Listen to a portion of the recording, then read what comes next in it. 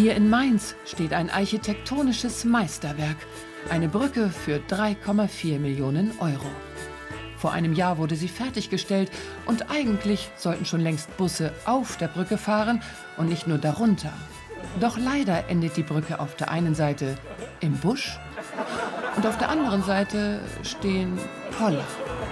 Es geht ja hier wohl jetzt nicht weiter. Also sie führt derzeit ins Niemandsland. Niemandsland würde Herr Sitte von der Stadt Mainz jetzt nicht sagen.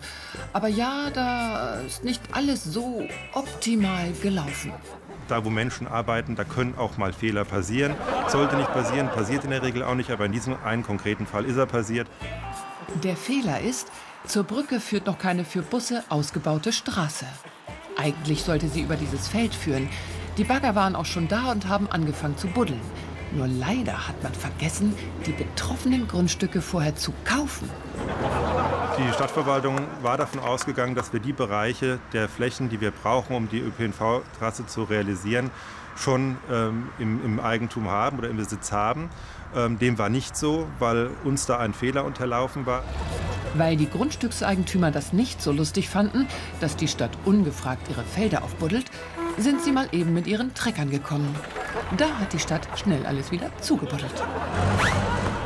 Zu Recht, alles nachvollziehbar. Und daraufhin ist die Baustelle auch wieder abgezogen worden. Und nun steht hier seit einem Jahr eine riesige Brücke ohne Straße. Aber mit viel Platz für Fußgänger. Ich kann mir nicht vorstellen, wie man sowas vergessen kann. Super peinlich für die Stadt Mainz. Was scheiße ist. Wie das passieren kann, ne? Muss ja wer geschlafen haben. Na, Herr Sitte, kann man das wirklich so sagen? Das ist letztlich ein Kommunikationsfehler zwischen den Ämtern und Dezernaten. Klingt schon viel besser. Wenn Ämter und Dezernate 6 Jahre so eine Brücke planen, kann eine wichtige Info schon mal durchflutschen. Aber egal, ist eben echt mainzigartig. So eine Busbrücke ohne Busse.